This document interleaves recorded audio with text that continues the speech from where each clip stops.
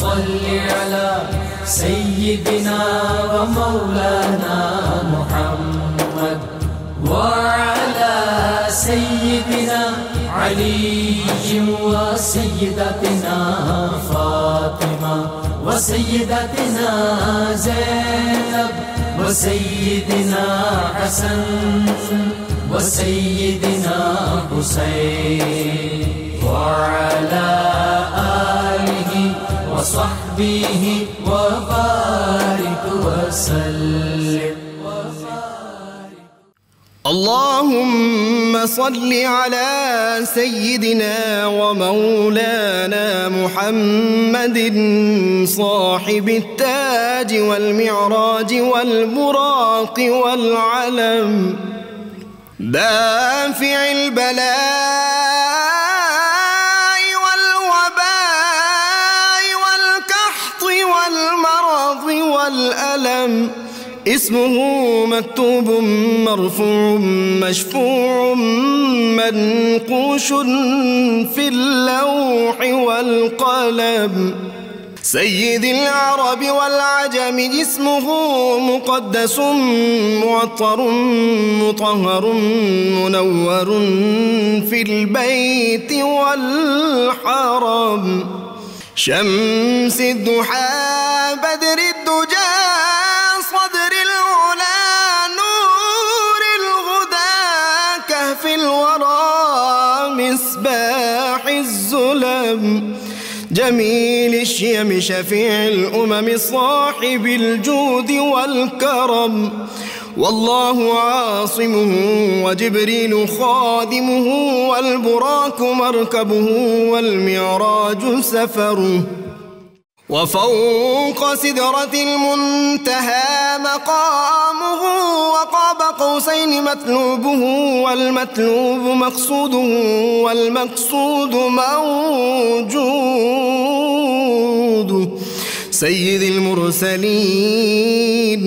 خاتم النبيين شفيع المذنبين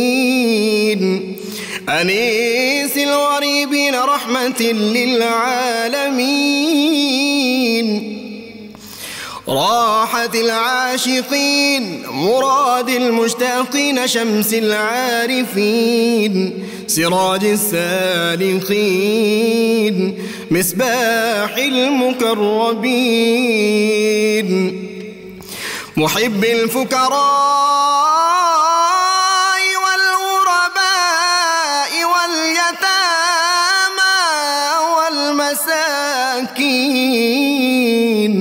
سيد الثقلين نبي الحرمين إمام القبلتين وسيلتنا في الدارين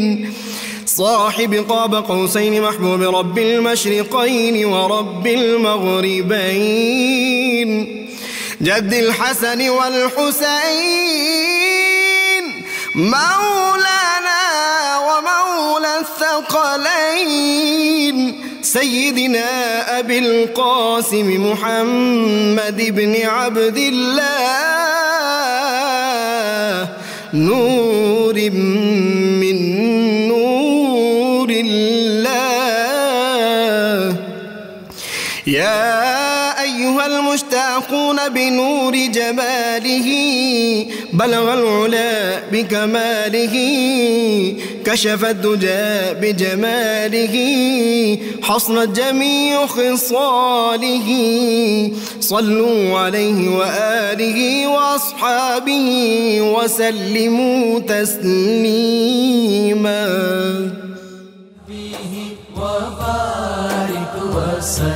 बिस्मिल्लाहिर्रहमानिर्रहीम। अस्सलाम वालेकुम नाज़रीन, प्रोग्राम सुबह नूर के साथ आपका मेज़बान नज़ीर अहमद गाज़ी हाज़िर है। नाज़रीन इकराम, हज़रत अबू अनीस मोहम्मद बरकत अली साहब रहमहुल्लाह की मशहूर तालीफ़ अस्माउन नबील करीम सल्लल्लाहु अलैहि वसल्लम से एक इसमें मुबारक पढ़ने की सआदत हासिल कर रहा हूँ। सैयदना अल आलिमु सल्लल्लाहु अलैहि वसल्लम,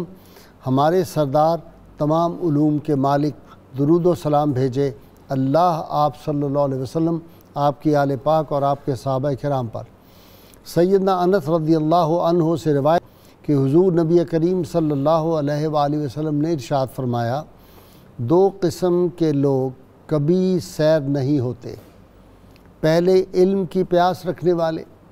اور دوسرے دنیاوی مال و متاع کی بھوک رکھنے والے۔ اسی طرح ایک اور روایت میں ہے کہ حضور نبی کریم صلی اللہ علیہ وآلہ وسلم نے ارشاد فرمایا، علماء انبیاء کے وارث ہیں، انبیاء کرام علیہ السلام نے درہم و دینار کی میراث نہیں چھوڑی،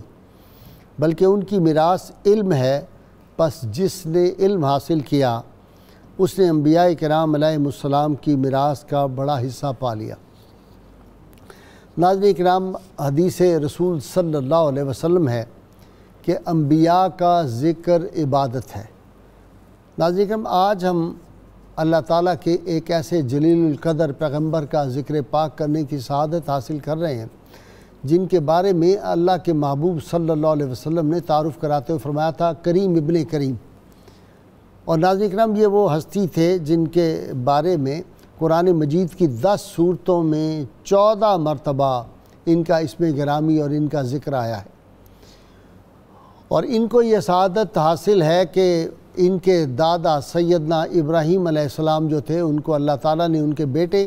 سیدنا اسحاق اور پوتے سیدنا یعقوب کی بشارت بھی دی تھی، اور اللہ کریم نے سورہ عنکبوت میں ان کے بارے میں سیدنا آل ابراہیم جو تھی ان کے بارے میں فرمایا، اور ہم نے ان کی نسل میں نبوت اور کتابت کے سلسلے کو قائم رکھا، اور ہم نے ان کا صلہ ان کو دنیا میں بھی آخرت میں بھی بڑے درجے کے نیک بندوں میں وہ ہوں گے، شامل ہوں گے۔ ناظرین کرام، سیدنا یعقوب علیہ السلام کا آج یوم وصال ہے، اور یعقوب علیہ السلام کا نام جو تھا عبرانی میں اسرائیل ہے، اور اسرا کا معنی کہتے ہیں کہ عبد ہوتا ہے، یعنی بندہ، اور ایل کا مطلب ہے اللہ عبرانی زبان میں، تو اس سے مراد ہے یعقوب علیہ السلام کے نام کا عربی میں ترجمہ ہوگا عبداللہ، اللہ کا بندہ۔ آپ کو اللہ کریم نے 12 بیٹے عطا فرمائے، اور پھر آگے ان کی اولاد میں اتنی برکت ہوئی کہ جب موسیٰ علیہ السلام بنی اسرائیل کو لے کر نکلے فرعون کے مقابلے میں، تو ایک ایک قبیلے میں ہزاروں جو تھے وہ لوگ شامل تھے، اتنی اللہ تعالیٰ نے ان کو برکت عطا فرمائی تھی۔ پھر سیدنا یعقوب علیہ السلام کو اللہ تعالیٰ نے ان پہ جو انعامات کیے، اور جناب یوسف علیہ السلام پہ انعامات کیے، ان کا بھی ذکر ہمیں قرآن حکیم میں ملتا ہے، اور ان کے امتحانات کا بھی ذکر ہمیں قرآن حکیم میں ملتا ہے۔ اللہ تعالیٰ کی مشیت ہے جو ہماری سمجھ سے باہر ہے، اور حکمت رب تعالیٰ کی وہی جانتا ہے، یا اس کے حبیب مکرم صلی اللہ علیہ وسلم جانتے ہیں کہ جب مناسب بڑے عطا کیے جاتے ہیں تو امتحان بھی بہت بڑے بڑے ہوتے ہیں۔ اور پھر گریہ یعقوب تو ایک ضرب المثل بن گیا، پھر جس طرح بیٹے کی جدائی 40 سال یا 70 برس انہوں نے برداشت کی، اور جس طرح ان کے بیٹے پہ ظلم بھائیوں نے کیے، برادران یوسف کی ٹرم بھی وہیں سے شروع ہوئی اور دنیا میں آج تک استعمال ہوتی آ رہی ہے۔ یہ کیا حکمت تھی کہ ایک باپ بیٹے کو جدا کرتے ہوئے اپنے بھائیوں کے ساتھ جب وہ جا رہے ہیں، 11 بھائی تھے جناب یوسف علیہ السلام کے، اور 12ویں یہ تھے، تو کہہ رہے ہیں کہ مجھے ڈر ہے کہ تم واپس آؤ اور یہ نہ کہو کہیں کہ اس کو بھیڑیا نہ کھا جائے، اس کو یہ بھی ڈر ہے، یہ ایک اشارہ دے رہے ہیں۔ دوسری جانب اتنے برس تک روتے رہے ہیں، 12 سال کی عمر میں جناب یوسف علیہ السلام کو آ کے جبریل امین پیغامات دیتے ہیں، اور وہ کرتا بھی ان کے پاس عطا کر دیا جاتا ہے جو سیدنا ابراہیم علیہ السلام نے جب نمرود نے آگ میں پھینکا، تو وہ جو کرتا مبارک تھا اس میں یہ برکت تھی جو جنت سے آیا تھا کہ اس کو آگ چھو نہیں سکتی تھی، وہی کرتا آگے جناب اسحاق سے پھر جناب یعقوب تک، اور جناب یعقوب سے جناب یوسف علیہ السلام کو عطا ہوا۔ اس کرتے کی کیا برکات تھی، اس کو کیسے بطور تعویذ استعمال کیا گیا۔ یہ کرتا جو ہے، یہ ایک نبی اللہ کے جو ہیں ان کی آنکھیں جو رو رو کے جو ہیں وہ نظر ان کی ختم ہو جاتی ہے، بینائی ختم ہو جاتی ہے، پھر وہ خوشبو اس کرتے میں سے آتی ہے، وہ کرتا آنکھوں سے لگانے سے کس طرح جو ہے وہ بینائی لوٹ آتی ہے۔ اور یہ حسد کی بیماری کیا ہے، اس کا ہمیں قرآن حکیم سے پتہ چلتا ہے، اور یہ کتنی خطرناک بیماری ہے کہ خون کے رشتے جو ہیں ان کا پاس بھی آدمی کو نہیں رہتا، اور آدمی حسد میں جب مبتلا ہوتا ہے پھر کیا کیا مصائب اور آلام کے بعد اللہ تعالیٰ جب امتحانات سے نکالتا ہے کسی کو، پھر اس پہ کیسی کیسی کرم نوازیاں ہوتی ہیں، پھر ایک بظاہر جس کو غلامی کی زندگی دی ہوتی ہے، پھر وہ بادشاہی اور تخت نشینی پہ چلا جاتا ہے۔ تو یہ ساری باتیں آج، اور اسی دوران کہ اللہ کے نبی جو ہوتے ہیں ان کی کتنی رسائی ہوتی ہے، ان کو اللہ تعالیٰ نے کیسی نگاہ پاک عطا کی ہوتی ہے، اور بعض اوقات وہ سب کچھ جانتے ہوئے بھی خاموش کیوں رہتے ہیں، صبر کیوں کرتے ہیں، اظہار کیوں نہیں کرتے۔ یہ سب باتیں آج ہم ڈسکس کریں گے، اور کیا غیر اللہ کے حوالے سے کسی نیک کا آدمی کا، کسی بزرگ کا، کسی نبی کا جو ہے واسطہ وسیلہ دے کے بھی کیا دعا کی جا سکتی، اس سے ہمیں یہ بھی پتہ چلتا ہے۔ ان سارے سوالوں کا جواب لینے کے لیے، اور ایک نبی کی جو اولاد ہوتی ہے ان کے درمیان میں یہ حسد کی کیفیت آنی یا غلط بیانیاں بعض جو ان سے ہوئی، بھائیوں نے آ کے اپنے والد کے سامنے بیان کی، یہ ساری واقعات پہ آج گفتگو کرنے کے لیے میرے ساتھ شریک گفتگو ماہر تعلیم اور بہت صوفی مزاج شخصیت جناب پروفیسر سعید احمد خان صاحب ہیں۔ ان کے ساتھ درجنوں کتابوں کے مصنف نوجوان اسکالر علامہ محمد احمد برکاتی ہیں، اور ان کے ساتھ ایک مشہور یونیورسٹی پاکستان کی، اس کے ایک شعبے کے صدر نشین اور بہت بڑے اسکالر ہیں، صوفی اسکالر ہیں ماشاءاللہ، ڈاکٹر سعید احمد سعیدی۔ آپ تینوں کا بہت بہت شکریہ۔ اللہم صلی علی سیدنا و مولانا محمد وعلی سیدنا علی و سیدتنا فاطمہ و سیدتنا زینب و سیدنا حسن و سیدنا حسین وعلى آله وصحبه وبارك وسلم اللهم صل على سيدنا ومولانا محمد وعلى سيدنا علي وسيدتنا فاطمة وسيدتنا زينب وسيدنا حسن وسيدنا حسين وعلى آله وصحبه وبارك وسلم۔ جی خان صاحب، سیدنا یعقوب علیہ السلام، بسم اللہ الرحمن ایک بات میں شروع میں کر دوں کہ واقعہ کربلا کے بعد میں جب واقعہ کربلا پڑھتا ہوں یا بیان کرتا ہوں تو میری عجیب کیفیت ہو، اس کے بعد جو دوسرا واقعہ آپ صلی اللہ علیہ وسلم کا طائف کا جو ہے اور احد کے میدان کا جو ہے واقعہ، سیدنا جو تھی امیر حمزہ رضی اللہ تعالیٰ عنہ کی شہادت اور دیگر واقعات، تیسرے نمبر پہ جناب یہ یعقوب علیہ السلام کا جو واقعہ ہے، جناب یوسف علیہ السلام کا، جب پڑھتا ہوں تو میری عجیب حالت ہو جاتی ہے۔ بسم اللہ الرحمن الرحیم۔ سیدنا حضرت یعقوب علیہ السلام اللہ جل مجدہ کے جلیل القدر نبی ہیں، اور ہم یہ دیکھتے ہیں کہ قرآن کریم نے قیامت تک آنے والے لوگوں پر یہ واضح کر دیا کہ وَلَا نَبْلُوَنَّكُمْ، ہم تمہیں ضرور آزمائیں گے۔ ٹھیک، اور اہل ایمان سے تو قرآن یہ کہہ رہا ہے کہ ان اللہ اشتری من المؤمنین انفسهم واموالهم بان لهم الجنہ، اللہ نے اہل ایمان سے ان کی جانیں اور ان کے مال جنت کے بدلے خرید لیے ہیں۔ چنانچہ ہم حضرت آدم علیہ السلام سے ہوتے ہوئے حضرت ابراہیم علیہ السلام اور پھر حضرت یعقوب علیہ السلام، پھر یوسف علیہ السلام اور پھر کربلا تک جاتے ہیں تو ایک ہی چیز مشترک آتی ہے کہ اللہ رب العزت بندے کو ٹھوک بجا کر لیتا ہے۔ جب تک عاجز کنگی وانگوں آری ہیٹ نہ آویں، یار سجندیاں زلفاں تائیں کیوں کر انگ لگاویں۔ واہ واہ واہ کی کچھ حال کمہار کریں دے عاجز مٹی والا، واہ واہ مر کے لباں سجندیاں توڑی پہنچے تدوں پیالہ۔ واہ واہ واہ واہ واہ واہ واہ۔ اللہ رب العزت نے جس کو جتنا مرتبہ دیا ہے اتنی ہی آزمائش سے گزارا ہے۔ حضور سید عالم صلی اللہ علیہ وسلم کا اپنا ارشاد ہے کہ جس قدر آزمائشوں سے میں گزرا ہوں، مجھ سے پہلے کسی اللہ کے نبی کو اس طرح نہیں گزارا گیا۔ سیدنا حضرت یعقوب علیہ السلام کو ہم دیکھتے ہیں کہ اللہ تعالیٰ نے کنعان والوں کی طرف نبی بنا کر بھیجا.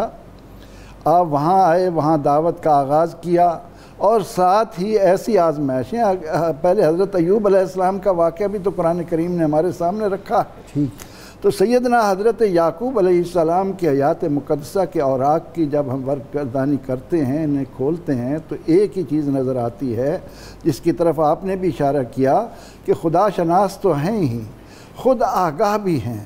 اور اللہ رب العزت نے انہیں اس مرتبہ مقام پر فیض کیا ہے کہ جب یوسف علیہ السلام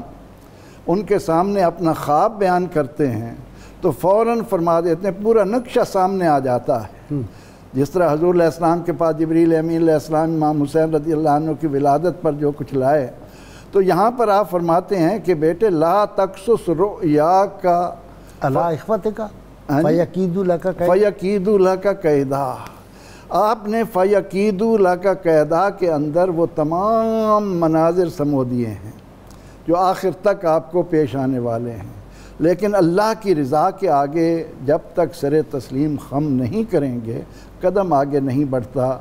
آگے بڑھنے کے لیے اللہ تعالیٰ کے ہاں درجات کی بلندی پانے کے لیے جس کو جتنا قرب ملتا ہے اللہ تعالیٰ اسے اتنا ہی زیادہ بھٹی سے گزار کر لیتا ہے. علامہ صاحب یہ بتائیں نا, مجھے ذرا سمجھا دیں کہ وہاں اظہار کر رہے ہیں قرآن حکیم میں یہ آتا ہے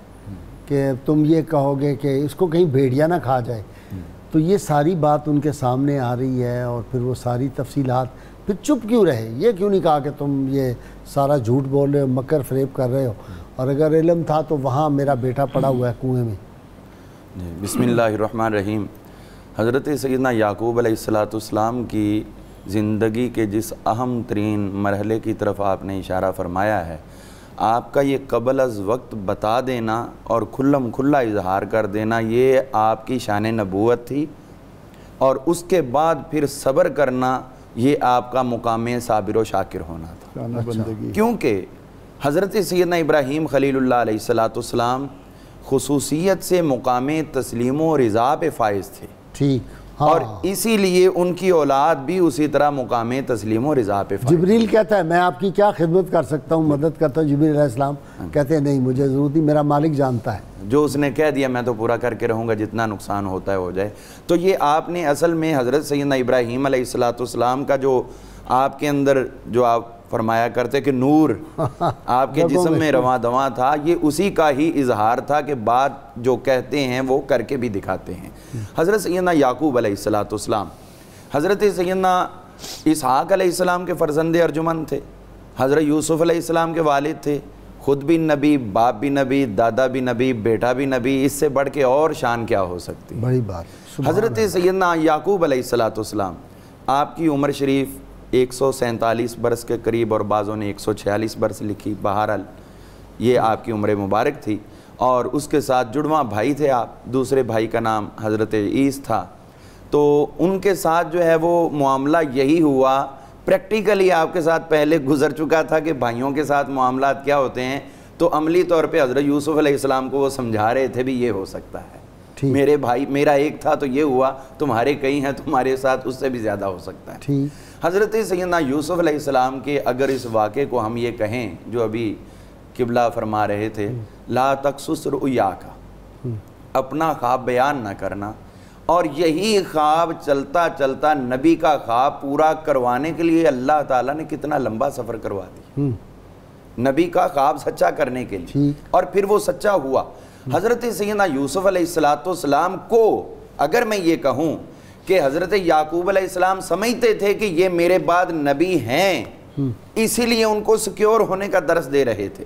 اور دوسروں کو سمجھتے تھے کہ یہ ان سے نبوت کو چھیننے کی کوشش کریں گے, لہٰذا ان سے تمہاری حفاظت ضروری ہے. اور یہ جو چیز آج کے ہمارے ٹاپک کے ساتھ جو خصوصیت سے جو وصال کی طرف بات کی گئی ہے, تو اس میں بھی آپ یہ دیکھیے کہ جو قرآن پاک نے لفظ بولے ہیں, اللہ تعالیٰ ارشاد فرماتا ہے وَوَصَّىٰ بِهَا إِبْرَاهِيمُ بَنِيهِ, یہ بات حضرت ابراہیم علیہ السلام بھی کر چکے اپنی اولاد کو,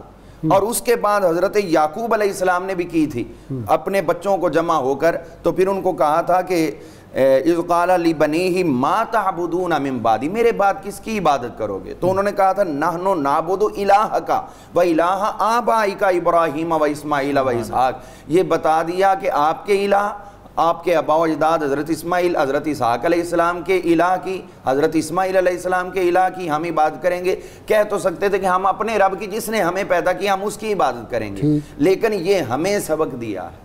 کہ اگر آپ کے آباء و اجداد صالحین گزریں، شان والے گزریں، تو ان کے ناموں کے ساتھ فخر کیا کرو، سبحان اپنی نسبتیں ان کے ساتھ ہر دم وابستہ رکھا کرو، کہ رب کا رب ہونا بھی تذکرہ کرنا پڑے تو بھی لطف لے کر اپنے آباء و اجداد کا ذکر شامل حال کیا کرو۔ مجدد پاک مجدد الفسانی رحمۃ اللہ اس لیے کہتے تھے شیخ احمد سرہندی کہ یا رب محمد صلی اللہ علیہ وسلم، بے جب دعا شک مانگتے اسی تھے طرح یہ ہمارے اس طرح اکابرین کا شیوا رہا ہے۔ اور پھر یہ دیکھیے اور قرآن حکیم سے بھی یہی پتہ چلتا ہے جی اس فلاح و ربی سورہ کا، یہ خود اللہ تعالیٰ نے سبق عطا فرمایا ہے۔ تو اب یہ دیکھیے کہ حضرت ابراہیم علیہ السلام نے کیا کیا تھا اپنے وصال کے وقت۔ آپ نے یہ کیا تھا حضرت ابراہیم علیہ السلام نے کہ اپنے 8 بیٹے تھے حضرت ابراہیم علیہ السلام کے، تو وصال کے وقت 6 بیٹے پاس تھے، تو ان کو آپ نے اپنے پاس بلایا اور ایک بہت بڑا بکس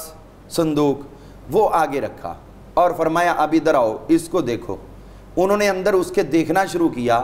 تو ان کو اس صندوق میں سے جنت کے اندر محلات نظر آنے لگے۔ اللہ آپ کے وہ بیٹے دیکھنے لگے اور بعدد الانبیاء، جتنے اللہ کے نبی آ چکے تھے یا آنے تھے، سب کے محلات ان کو اس بکس میں سے نظر آنے لگ گئے۔ اور پھر یہ دیکھیے اگر ہمارا اس کا حوالہ کیا ہے یہ جو بکس والی بات یہ آپ تاریخ خمیس کے اندر موجود ہے، پہلی جلد کے اندر صفحہ نمبر 44 پر یہ موجود ہے۔ تو اسی طرح دیگر کئی کتابوں میں بھی یہ ذکر ہے۔ تو وہاں پر جو ہے وہ آپ نے جب ان کو کہا بھی اب اس میں انظروا الی ھذا التابوت، اس تابوت کو دیکھو، جب انہوں نے دیکھا ہے تو وہاں پہ محلات نظر آئے اور پھر ایک ایک محل دیکھتے دیکھتے دیکھتے دیکھتے آخر میں ان کو سب سے قیمتی اور سب سے حسین اور یاقوت سے بنا ہوا، زمرد سے بنا ہوا اور دیگر جو مرصع اور منقش کیا ہوا محل نظر آیا۔ تو پوچھا یہ کس کا ہے؟ تو آپ نے فرمایا یہ محل ہے حضور صلی اللہ علیہ وسلم امام الانبیاء کا محل۔ سبحان اللہ۔ تو اس میں وہ دیکھنے لگے غور سے، تو ان کو نظر آیا کہ حضور صلی اللہ علیہ وسلم اس محل کے اندر کھڑے ہو کر نماز ادا فرما رہے ہیں۔ سبحان اللہ۔ تو یہ حضرت یعقوب علیہ السلام کی طرف اللہ نے اشارہ کیا کہ انہوں نے بھی اپنے بیٹوں کو کہا تھا، اور پھر اس کے بعد حضرت سیدنا یوسف علیہ السلام ان کی بات آئی۔ تو اب اگر ہم عبد الرحمن جامی صاحب رحمۃ اللہ علیہ کا وہی شعر جو مشہور زمانہ ہے اس کو پڑھیں تو وہ یہاں پہ پھر پورے کا پورا فٹ نظر آتا ہے کہ انہوں نے اصل میں ان حدیث کا نچوڑ دیا ہے جو مشہور ہے، اگر نام محمد را نیا ارد شفیع آدم، نہ آدم یافت توبہ، نہ نوح از غرق نجینا، اور آگے کیا کہتے ہیں، نہ ایوب از بلا راحت، نہ یوسف از جہو حشمت۔ یعنی یہ خواب سے لے کر ان کے عروج تک یہ سارا کا سارا حضور کے کمالات کا کرم انہی کا ہے۔ اللہم صلی علی سیدنا و مولانا محمد وعلی سیدنا علی و سیدتنا فاطمہ و سیدتنا زینب و سیدنا حسن و سیدنا حسین وعلی آلہ و صحبہ و بارک وسلم۔ اللہم صلی علی سیدنا و مولانا محمد وعلى سيدنا علي وسيدتنا فاطمة وسيدتنا زينب وسيدنا حسن وسيدنا حسين وعلى آله وصحبه وبارك وسلم۔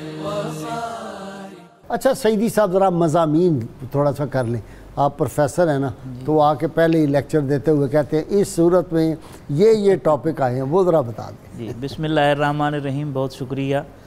سب سے پہلے آپ کا نام ہے حضرت یعقوب، یعقوب کا معنی ہے بعد میں آنے والے، یا اپنے پیچھے بہت زیادہ ذریت اور نسل چھوڑ جانے والے۔ عیس آپ کے یا عیسو آپ کے بھائی تھے، جڑواں تھے، ایک دن ولادت ہوئی اور ایک ہی دن ان کا وصال ہوا۔ دوسرا سبجیکٹ اس صورت میں سبجیکٹ کیا ہے؟ جہاں یعقوب علیہ السلام کا جو واقعہ ہے جی اس میں کیا کیا سبجیکٹس اسباق کیا کیا؟ جی اس میں ایک سبق تو یہ ملتا ہے کہ صبر اللہ کے نزدیک بہت بڑی اہمیت رکھتا ہے، ٹھیک، اور اس مرحلے سے گزارنے کے لیے اللہ کی سنت ہے کہ انبیاء کرام کو اس سے خصوصی طور پر گزارا جاتا ہے۔ ٹھیک، نبی رحمت صلی اللہ علیہ وسلم کی حدیث پاک بھی ہے، جب ایک شخص نے رسالت مآب صلی اللہ علیہ وسلم سے محبت کا دعویٰ کیا تو آپ نے فرمایا سوچ لو کیا کہہ رہے ہو، تو اگر یہ ہے تو پھر آزمائشوں کے لیے تیار ہو جاؤ۔ اور اس میں آپ نے وضاحت بھی فرمائی کہ سب سے زیادہ آزمائشیں انبیاء پر آتی ہیں، ثم الامثل فالامثل، پھر درجہ بدرجہ جو ان کے راستے کے اوپر گامزن ہوتا ہے۔ ایک سبق تو یہ ملتا ہے۔ دوسرا سبق ہمیں یہ ملتا ہے کہ جو نور نبوت ہے یا مقام نبوت ہے اس کا اظہار پورے جمال اور کمال کے ساتھ، جہاں یوسف علیہ السلام کا اور یعقوب علیہ السلام کا تذکرہ ہے خصوصی طور پر ملتا ہے۔ مثلاً آپ دیکھیں حواس نبوت، ایک طرف جس طرف آپ نے اشارہ کیا کہ بھیڑیا ابھی اس نے کھایا نہیں ہے، جو انہوں نے بہانہ بنایا تھا اس بہانے کی طرف پہلے آپ نے اشارہ فرما دیا ہے کہ تم یہ کرو گے، لیکن صبر جمیل کے مرحلے سے گزرنا تھا اس لیے خاموش رہے۔ دوسری طرف قمیص ابھی مصر سے روانہ ہو رہی ہے اور یہ فرما رہے ہیں انی لاجد ریح یوسف، مجھے یوسف کی خوشبو آ رہی ہے۔ تو حواس نبوت کس لیول کے ہوتے ہیں کہ انسان شاید تصور بھی نہیں کر سکتا۔ کوئی ایسی چیز آپ دیکھ سکتے ہیں، آج کل کا دور جتنا جدید ہو گیا ہے لیکن اس کی سمیل اور خوشبو اتنی دور آپ نہیں محسوس کر سکتے۔ تو سائنس جتنی بھی ترقی کر جائے در نبوت سے آگے نہیں جا سکتی۔ اس میں ایک اور مضمون یہ بھی ہے جو حضرت یوسف اور حضرت یعقوب اور ان کے بھائیوں کے تذکرے میں ملتا ہے کہ حسد ایک بہت بڑی بیماری ہے۔ حسد کی لعنت اگر آ جائے تو انسان کو راندہ درگاہ بنا دیتی ہے۔ یہی وجہ ہے کہ حضرت یوسف علیہ السلام کے بھائیوں نے جو حسد کیا اور پھر ساری حقیقتیں ان پر کھل کر واضح ہوئیں تو انہوں نے پھر آپ کی خدمت میں عرض کی کہ یا ابانا استغفر لنا ربنا، ہمارے لیے اپنے پروردگار کی بارگاہ میں ہمارے لیے مغفرت مانگیے۔ اچھا آپ کو پتہ ہے عبداللہ بن ابی بھی نبی کریم صلی اللہ علیہ وسلم کا کیوں دشمن تھا، اندر سے منافق جو تھا، اس کی وجہ بھی بیسیکلی حسد تھا۔ بالکل ایسے، وہ پہلے وہاں کا لیڈر تھا یثرب کا، تو جب آپ صلی اللہ علیہ وسلم تشریف لے گئے تو پھر سب لوگ آپ کے غلام ہو گئے، تو اس کو یہ حسد تھا۔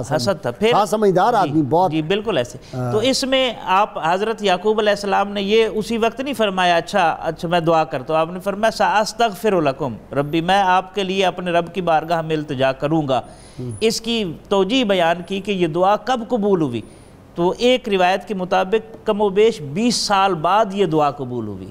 کہ ان کو تنبیہ کرنا مقصود تھا کہ تم جس بیماری میں مبتلا رہے ہو وہ اتنی عام بیماری نہیں ہے، اور یہ حسد تم نے ایک وقت کے نبی سے کیا ہے۔ اسی وجہ سے علامہ آلوسی نے، ابن کثیر نے اس حقیقت کی بھی وضاحت کی ہے جو مختلف فی مسئلہ ہے کہ حضرت یوسف علیہ السلام کے جو دوسرے بھائی تھے وہ سارے کے سارے نبی تھے۔ وہ کہتے ہیں کہ نہیں ایسا نہیں ہے، یہ نبی نہیں تھے۔ خان صاحب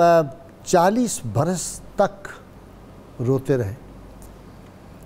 تو صبر ایک طرف دیکھنا یہ ہے کہ قرآن کریم ہدایت کی کتاب ہے۔ قرآن کریم کبھی بھی کسی قصے کو قصے کے طور پر بیان نہیں کرتا۔ ٹھیک، مماثلت یہاں یہ نظر آ رہی ہے کہ جس طرح سیدنا حضرت یعقوب علیہ السلام آزمائشوں سے گزارے جا رہے ہیں، اور ان تمام تر آزمائشوں سے گزرنے کے بعد تخت مصر اللہ نے اسرائیلیوں کو دینا ہے۔ ٹھیک، مکہ مکرمہ میں نبی اکرم رحمت عالم صلی اللہ علیہ وسلم کے قریبی عزیز آپ کو طرح طرح کی اذیتیں دے رہے ہیں، ستا رہے ہیں، تو نبی اکرم رحمت عالم صلی اللہ تعالی علیہ وسلم پر اس حضرت یعقوب علیہ السلام اور یوسف علیہ السلام کے قصوں کے ذریعے واضح کیا جا رہا ہے کہ محبوب علیہ السلام ہماری یہ سنت چلی آئی ہے کہ جب ہم کسی کو آزمائشوں سے گزارتے ہیں اور وہ ان آزمائشوں پر صبر کرتا چلا جاتا ہے تو پھر یہ مرحلہ آتا ہے کہ اذا جاء نصر اللہ والفتح ورأیت الناس، پھر فتح مکہ کا ایک تاج جو ہے وہ آپ کے ساتھ۔ ایک وہ بھی تو حکم ہے نا کہ ہم اس لیے پرانے انبیاء کے قصے آپ کو سناتے ہیں تاکہ آپ کے قلب کو مضبوطی حاصل ہو، آپ کے فؤاد کو، آپ کے قلب کو ہم تقویت دیں۔ تو اس ضمن میں جب ہم یہ دیکھتے ہیں کہ سیدنا حضرت یعقوب علیہ السلام بڑے اس غم سے گزارے گئے، اور اللہ تعالیٰ نے آپ کو وجہ البصیرہ، یہ نور نظر عطا فرمایا تھا۔ آپ چاہتے تو یہ نہیں تھا کہ آپ کو کنویں کے اندر پڑے ہوئے یعقوب یوسف یہ نور نظر کی ٹرم وہاں سے تو نہیں کہیں نکلی؟ وہ جب آنکھوں سے لگائی انہوں نے قمیض اور وہ نور لوٹ آیا۔ اقبال نے بھی اس میں کسی کہا ہے اس کو، اولاد جو ہے اولاد کو بھی نور یہ شعر کی طرف بھی اشارہ کیا ہے، اولاد کو نور یعقوب کی آنکھوں کا نور۔ وہ ہے کہ غنی روزے غنی روزے سیاہ، پیر کنارہ تماشا کن کہ نور دیداش روشن کند چشم زلیخا۔ اس پر تضمین کہی نے اقبال نے، کبھی ہے نوجوان مسلم تدبر بھی کیا تو نے، وہ کیا تو ہم تھا تو یہ جس کا دیکھتے ہے ہیں کہ سیدنا حضرت یعقوب علیہ السلام کا واقعہ اہل ایمان کے لیے ایک انتہائی معید ہو رہا ہے کہ یہ جو تکالیف آتی ہیں ان تکالیف سے گھبرا جانے والے منزل نہیں پایا کرتے، منزل انہی کو ملتی ہے جو ثابت قدم رہ کر انتہائی استقلال کے ساتھ۔ لیکن یہاں پاکستان میں تو اور مسئلہ رہا ہے، منزل انہیں ملی جو شریک سفر نہ تھے، نہ رنگی ہے سیاست دوراں تو دیکھیے، منزل انہیں ملی جو شریک سفر نہ تھے، جو پاکستان بنانے کے گناہ میں شریک نہیں تھے۔ قائد اعظم علیہ الرحمہ کے وصال کے بعد جن حالات سے پاکستان گزرا وہ کسی پر مخفی نہیں ہیں۔ ہم تو نہ خدا ہی ملا نہ وصال صنم، نہ ادھر کے رہے نہ ادھر کے رہے، کہیں بھی کھڑے نہیں ہوئے۔ خدا کرے کہ اللہ تعالیٰ کوئی ایسا اپنا بندہ بھیج دے جو اس قوم کو، کیونکہ پاکستانی قوم جیسی پوری دنیا میں کوئی قوم نہیں، کوئی شک نہیں، لا ریب، نہ اس امت جیسی کوئی امت ہے۔ اس نے تاریخ کی انہونی کو ہونی بنا کر دنیا پر واضح کر دیا ہے، اور یہ قوم اس قدر جذباتی ہے، اس کے جذبات کو اللہ اور اس کے رسول صلی اللہ علیہ وسلم کی محبت کی طرف موڑنے والا جس دن لیڈر مل گیا یہ دنیا کی امامت پائے گی۔ یقین محکم عمل پہ ہم محبت فاتح عالم، جہاد زندگانی میں یہ ہیں مردوں کی شمشیریں۔ تو یہ جو اقبال نے کہا، ایک شعر سن لیں، غلام بھیک نیرنگ، یہ علامہ اقبال رحمۃ اللہ علیہ کے بڑے یار خاص تھے نا، آپ کو پتہ ہی ہے۔ غلام بھیک نیرنگ اکٹھے رہے گورنمنٹ کالج میں بھی، اور پھر جب علامہ جانے لگے تھے لندن پڑھنے کے لیے 1905 میں، تو یہ ان کو چھوڑنے کے لیے گئے تھے دلی تک، اور خواجہ نظام پاک کے مزار پاک پہ جو وہ التجائے مسافر ہے اس میں بھی یہ ساتھ کھڑے تھے۔ انہوں نے ایک بات بڑی زبردست کی تھی، آپ کی بات سے یاد آ گئی، انہوں نے کہا رہنماؤں کو نہیں خود بھی پتہ رستے کا، ہمارا یہ حال ہے، رہنماؤں کو خود بھی پتہ نہیں رستے کا، رہنماؤں کو نہیں خود بھی پتہ رستے کا، راہ رو پے کرے حیرت ہے خدا خیر کرے۔ اللہم صلی علی سیدنا و مولانا محمد وعلی سیدنا علی و سیدتنا فاطمہ و سیدتنا زینب و سیدنا حسن و سیدنا حسین وعلی آلہ و صحبہ و بارک وسلم۔ اللہم صلی علی سیدنا و مولانا محمد وعلی سیدنا علی و سیدتنا فاطمہ و سیدتنا زینب و سیدنا حسن و سیدنا حسین وعلی آلہ و صحبہ و بارک وسلم۔ جی علامہ صاحب پہلے جواب دے دیں، اللہ تعالیٰ عام بندوں کو کیسے آزماتا ہے؟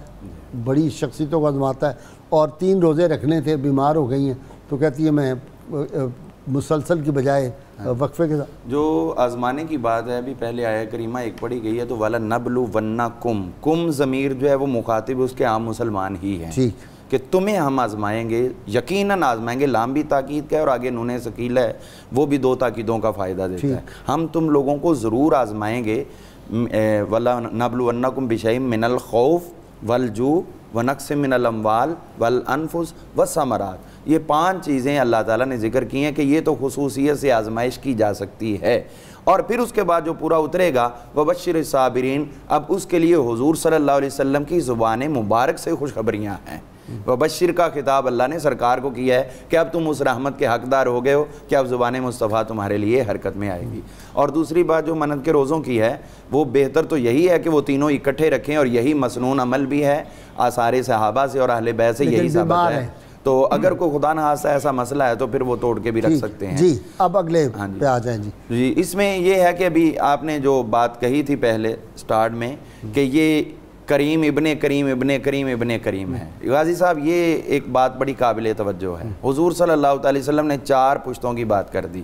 حضرت یوسف علیہ السلام سے ان کو بھی کہا کریم ہے، حضرت یعقوب بھی کریم، حضرت اسحاق بھی کریم، اور حضرت سیدنا ابراہیم علیہ السلام بھی کریم۔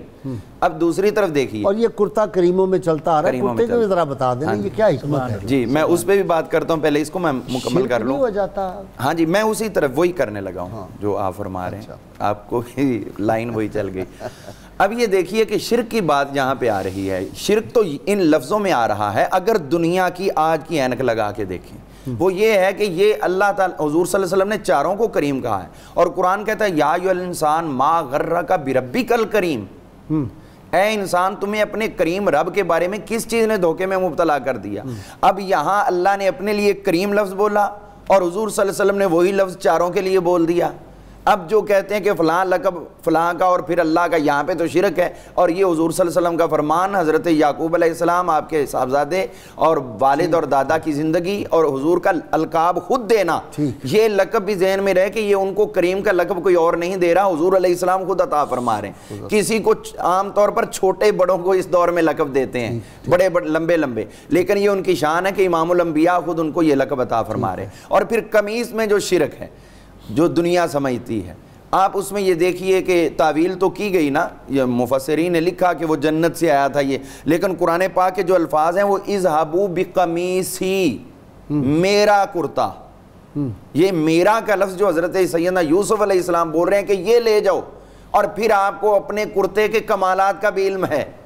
اور فرماتے ہیں کہ جیسے ہی آپ ان کے چہرے پہ رکھو گے تو ان کی نگاہیں، ان کی بصارت اسی وقت واپس لوٹ آئے گی۔ اب یہ ہے کہ باپ بھی نبی ہے اور بیٹا بھی نبی ہے، چاہیے تو یہ تھا کہ وہ اپنی شان نبوت سے اپنی بصارت واپس حاصل کرتے، لیکن ہو یہ رہا ہے کہ حضرت یعقوب علیہ السلام کی بصارت حضرت یوسف علیہ السلام کے کرتے سے واپس آ رہی ہے، تو اس کا یہ مطلب ہے کہ وہ نبی ہو کر، اگر وہ نبی ہو کر تبرکات سے نفع اٹھاتے ہیں تو امتیوں کو کس چیز نے روکا ہے کہ وہ تبرکات سے نفع نہیں اٹھاتے؟ اچھا، یہ سمجھانے کے لیے تھا یہ سارا مسئلہ۔ سیدہ ام سلمہ رضی اللہ تعالیٰ عنہ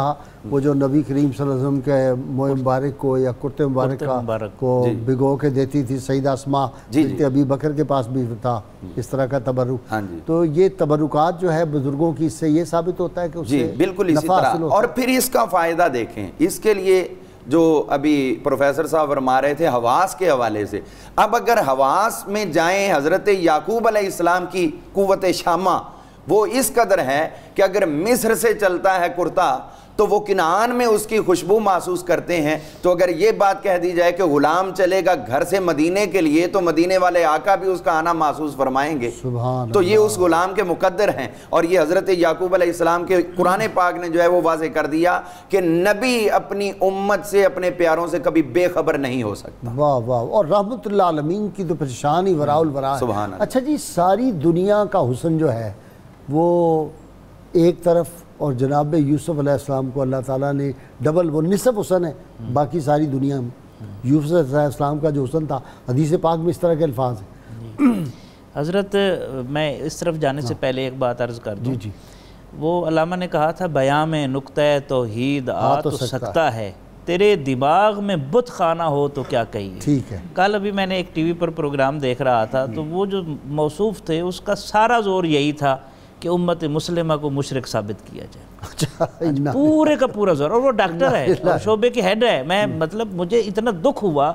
کہ اتنا بھی سینس نہیں ہے، اور یہی کیفیت آپ عمرہ کرنے جائیں تو مسجد ذوالحلیفہ سے جب آپ آتے ہیں تو لکھا ہوتا ہے جی آپ اپنا گفٹ لے کر جائیں۔ وہ میں نے لیا، میں نے پڑھا، اس میں لکھا تھا پاکستان کے جو مشرک ہیں وہ مشرکین مکہ سے بھی بدتر ہیں۔ آپ اس سے اندازہ لگا لیں کہ آپ چاہتے کیا ہے۔ یہ جو ان سے تبرکات تو گب بہتر تھا. گب نے ایک بڑی اچھی بات کی, اس نے کہا کہ محمد صلی اللہ علیہ وسلم نے فتح مکہ کے روز وہ جو 365 بت نکالے تھے, پھر ان کا یہ معجزہ ہے کہ پھر کعبہ میں بت داخل نہیں ہو سکے, نہیں ہو سکے, شرک نہیں ان کی امت میں پہ دوبارہ ہے. بالکل وہ سمجھتے ہیں کہ شرک نہیں آیا, اور اللہ کے محبوب صلی اللہ علیہ وسلم خود فرما دے مجھے یہ ڈر نہیں کہ میرے بعد تم شرک میں مبتلا ہو گئے. اور حضرت عبداللہ ابن قسم اٹھا کر قسم, اور ہم اس بات کو غلط ثابت کرنے, اور امام بخاری 6 دفعہ وہ حدیث لائے بخاری میں, 6 دفعہ یہ حدیث لائی ہے امام بخاری. اور اس میں ایک اور پہلو بھی ہے کہ نبی رحمت صلی اللہ علیہ وآلہ وسلم تو یہ کہہ رہے ہیں کہ میری امت شرک نہیں کرے گی, فرما رہے ہیں, اور یہ کہہ رہے ہیں جی امت شرک کرے گی, پھر ہم کس کی بات مانیں, یہ ظلم ہے. اس میں ایک اور پہلو ہے, اگر تبرکات اتنے ہی یعنی تبرکات شرکی ہیں خدا نہ خواستہ, تو پھر حج کرنے کیوں جاتے ہیں؟ صحیح بات. تو حج بھی تو تبرکات کا اظہار ہے نا, اور مقام ابراہیم پہ نفل نہیں پڑھنے چاہیے, مقام ابراہیم پر. اور زمزم کیوں پیتے ہیں وہ بوتلیں بھر بھر کے چوری کر کے لے آ رہے ہیں, اچھے بھلے پڑھے لکھے آدمی دوڑے لگا رہے ہیں, دوڑے لگا رہے ہیں, تو یہ سارے کے سارے تبرکات ہیں, تبرکات سے کمائی کھا رہے ہیں وہ لوگ اپنی. اور اللہ جو ہے وہ نسبتوں کا بڑا حیا کرتا ہے, اور نسبتوں سے ہی کام بنتا ہے, اور ہم تو نسبت کے ماننے والے ہیں, اسی لیے تو اقبال نے خاک مدینہ و نجف کی بات کی ہے, ایسے تھوڑی ہے. دوسرا آپ نے جو حسن کی بات کی یوسف علیہ السلام کا, بڑا اللہ نے حسن عطا فرمایا تھا, اور حسن صورت جب حسن کردار میں ڈھل جائے تو پھر یوسف کا حسن پورے کمال پر نظر آتا ہے. کردار بھی ہے, صورت بھی ہے, دونوں چیزیں ہیں. اور ہمارے ایک ناظر نے سوال بھی پوچھا تھا, یہ قمیص کی بڑی رونق ہے, دیکھتے ہیں حضرت یعقوب علیہ السلام کے پاس بھی قمیص ہے, یوسف علیہ السلام کی بھی قمیص ہے, اور پھر جو زنان مصر نے الزام لگایا تھا اور محلے اس میں عزیز میں ہم دیکھتے ہیں وہاں بھی قمیص کی بات آئی ہے. تو قمیص اصل میں ستر ہے, عزت ہے, تحفظ ہے, وقار ہے, اسی سے ساری چیزیں آگے چلتی ہیں نا, ناموس کی طرف اشارہ ہے. تو یوسف علیہ السلام کا حسن بے مثال ہے, لیکن مولانا حسن رضا خان نے جو بات کہی ہے وہ بڑی خوبصورت ہے. ایسا تجھے خالق نے طرح دار بنایا, یوسف کو تیرا طالب دیدار بنایا. حسن یوسف پہ کٹی مصر میں انگشت زنا, اور سر کٹاتے ہیں تیرے نام پہ مردان جہاں. مردان جہاں, بالکل ٹھیک ہے, میں نے کیا ہے مردان جہاں, مردان عرب. خوب کیا ہے. حسن یوسف پہ کٹیں, ایک دفعہ کٹیں, مصر میں کٹیں جو حسن کا ذوق رکھتے تھے, انگلیاں کٹیں عورتوں کی کٹیں, اور ادھر سر کٹاتے ہیں جاری ہے تیرے نام پہ. نام پہ دیکھ کر نہیں, بن دیکھے نام پہ. آج بھی, ہاں جی بالکل, 14 صدیاں وہاں تو دیکھ کے ہے, ہاں جی یہاں 14 صدیاں ہو گئی ہیں. پہلے دن سے لے کر جناب خبیب سے شروع ہو جائیں آپ, اور اس کے بعد جناب حبیب رضی اللہ تعالیٰ عنہ حضرت ام عمارہ کے بیٹے سے شروع ہو جائیں, اور پھر چلتے آئیں. اسود انسی کے جو تھی وہ سامنے جس طرح انہوں نے کیا ہے, اور چلتے آئیں, پوری تاریخ ہے آج تک. پھر دیکھیں نا, بتلا دو یہ گستاخ نبی کو, غیرت مسلم زندہ ہے, ان پہ مر مٹنے کا جذبہ کل بھی تھا اور آج بھی. لٹیروں نے جنگل میں شمع جلا دی, مسافر یہ سمجھے کہ منزل یہی ہے. بہت شکریہ خان صاحب آپ کا بھی, علامہ صاحب آپ کا, سعیدی صاحب آپ کا. ناظرین کرام, موسم بخار سے نجات کا عمل ہے کتاب الشفا سے. رسول اللہ صلی اللہ علیہ وآلہ وسلم کا نام نامی اس میں گرامی سیدنا مصدق صلی اللہ علیہ وآلہ وسلم 117 بار پڑھ کر پانی پر دم کریں, اور اس پانی سے مریض کے چہرے پر چھینٹے ماریں, انشاءاللہ بہت جلد شفا نصیب ہوگی. سیدنا علی مرتضیٰ شیر خدا کرم اللہ وجہ الکریم فرماتے ہیں, اے انسان تو نے موت کو کیوں بھلا دیا ہے, حالانکہ اس کے نشان تجھے ہر وقت یاد دلا رہے ہیں. اللہم صلی علی سیدنا و مولانا محمد وعلی سیدنا علی و سیدتنا فاطمہ و سیدتنا زینب و سیدنا حسن و سیدنا حسین وعلى آله وصحبه وبارك وسلم.